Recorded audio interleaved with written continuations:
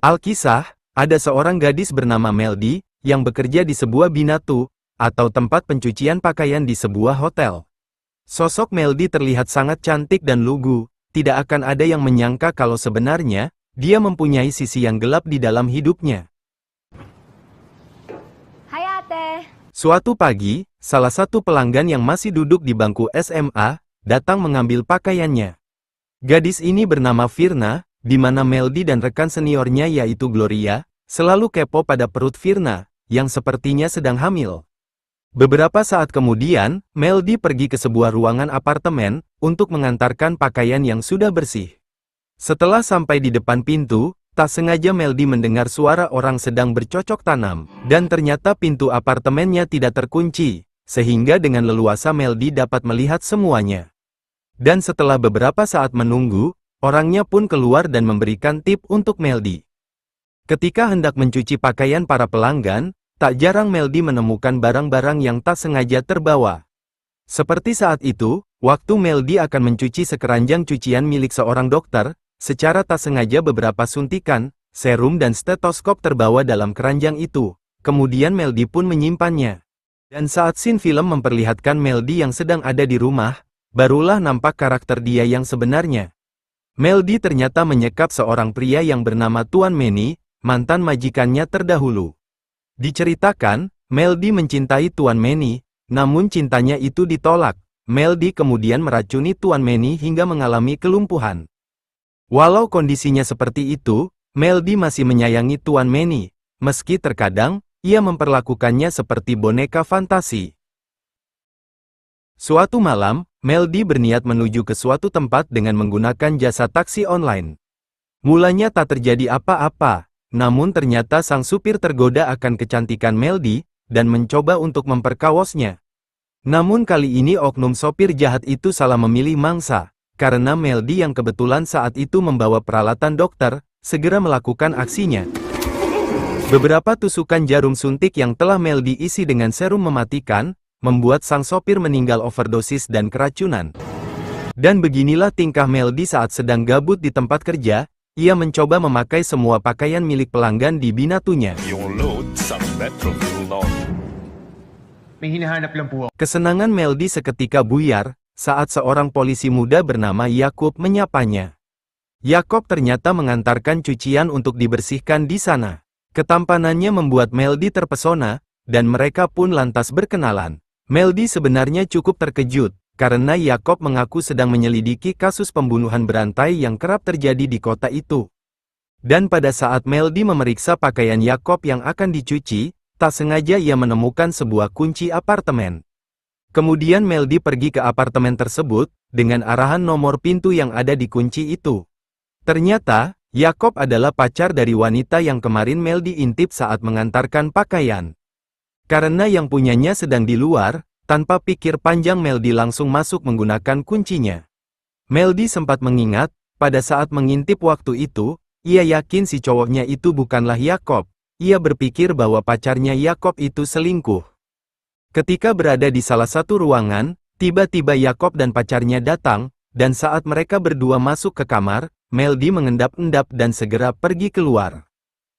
Sampai di rumah, karena terbakar rasa cemburu, Meldi berdandan seperti pacarnya Yakob, dan dengan berfantasi orang yang ada di hadapannya adalah Yakob, Meldi pun mempraktekkan apa yang ia lihat waktu di kamar apartemen itu.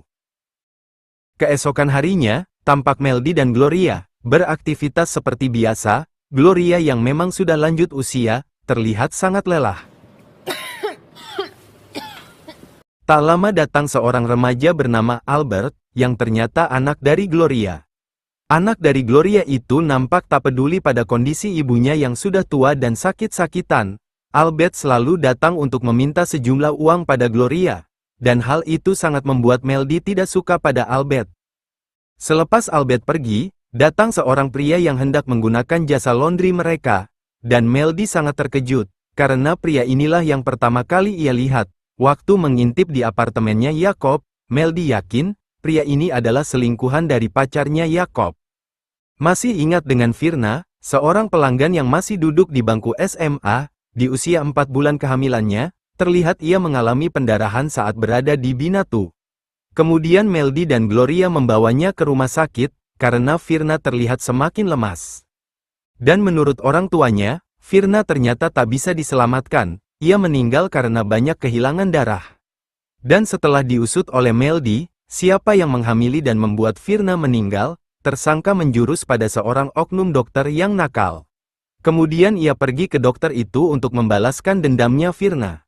Dengan berpura-pura menjadi pasiennya, saat oknum dokter itu lengah, Melody kembali beraksi dengan menyuntikkan serum beracun berkali-kali pada leher sang dokter.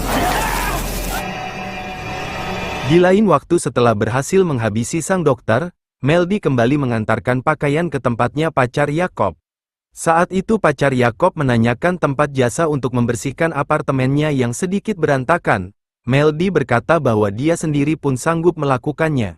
Maka hari itu Melody menjadi pelayan dadakan untuk membersihkan apartemen. Melody melihat banyak sekali air keras di sana. Ternyata pacar Yakob adalah bintang iklan produk air keras itu sehingga ia diperbolehkan membawa air keras itu ke apartemennya. Dan tanpa sepengetahuan pacar Yakob, Melody diam-diam membawa salah satu botol air keras itu. Kemudian pacar Yakob meninggalkan Melody, karena ada janji dengan rekan kerjanya. Melody yang memang bermaksud kepo dengannya segera mengikuti dari belakang. Ternyata benar dugaan Melody, pacar Yakob ternyata berselingkuh dengan pria yang sama yang datang ke Binatu waktu itu. Akala ko ba mahal mo si Jacob? Nah, apakah yang akan Melody lakukan pada mereka selanjutnya? Pagi itu Albert datang lagi dan memarahi Gloria ibunya, karena tidak bisa memberikannya uang sebesar yang ia pinta. Melody semakin tidak menyukai Albert dan dia akan mencari cara untuk menyingkirkannya. Kemudian Melody memeriksa keranjang cucian milik Albert, yang akan dicuci di sana. Seketika ia mendapat cara untuk menyingkirkannya, dengan memasukkan beberapa suntikan dan serum ke keranjang cucian milik Albert itu. Beberapa saat kemudian Yakob datang, wajahnya tampak murung karena sampai kini, ia belum menemukan pelaku pembunuhan berantai yang ia buru. Yakob pun menjelaskan pada Melody bahwa ia akan terus memburu dan memenjarakan si pelaku. Wag! Tak sadar Melody mengucapkan kata itu, untung saja Yakob tak mendengarnya. Lalu ia pun melancarkan aksinya dengan memperlihatkan keranjang pakaian milik Albert, yang sudah Melody isi dengan benda-benda mencurigakan seperti yang dipakai pelaku pembunuhan itu. Yakob pun bereaksi dengan menanyakan pemilik keranjang, dan kemudian memotretnya. Sore harinya, Melody berniat mengantar pakaian ke salah satu ruangan di apartemen itu, lalu ia tak sengaja berpapasan dengan pacar Yakob, karena curiga Melody kemudian membuntutinya. Kecurigaan Melody ternyata benar, pacar Yakob menemui selingkuhannya di sebuah ruangan, dan disitulah Melody kembali melakukan aksinya.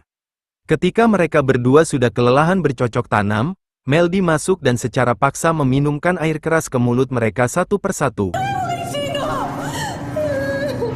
Dengan cerdik, Melody berlalu dengan meninggalkan celana pendek milik Albert di tempat itu.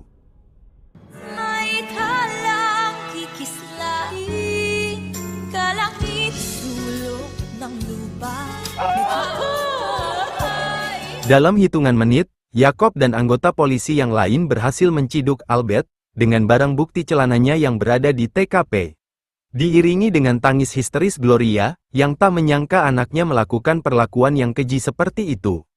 Kalau bicara kesedihan, Yakob lah di sini yang paling bersedih. Walau ia berhasil menangkap pelaku pembunuhan, namun ia harus kehilangan sang pacar yang ia sayangi. Lebih tragisnya lagi, pacarnya tewas saat dia ketahuan berselingkuh.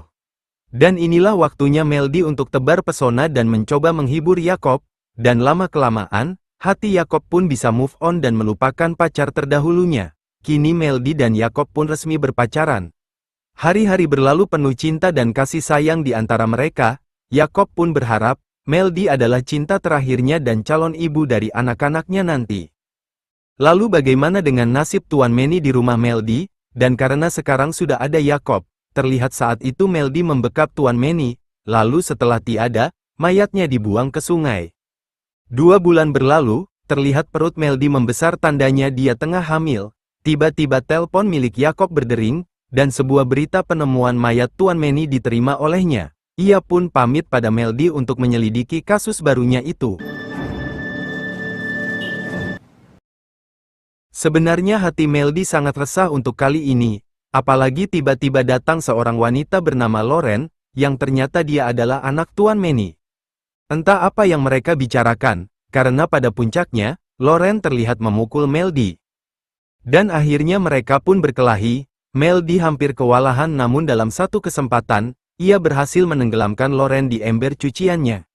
Namun baru saja Melody selesai membunuh Loren, alangkah terkejutnya saat ia menoleh ke belakang, yang mana ternyata Jacob menyaksikan semuanya. Jacob sungguh tak percaya dengan apa yang ia lihat.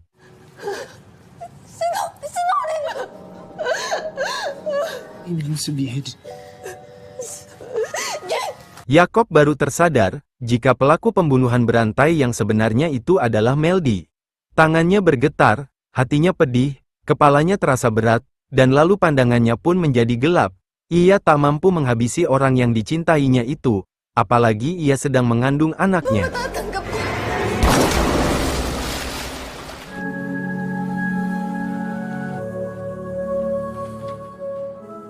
Seperti itulah akhir dari kisah ini. Jacob yang mencoba menghabisi dirinya sendiri, ternyata selamat. Hanya saja ia mengalami luka serius di kepala yang mengakibatkan ia lumpuh serta mengalami stroke.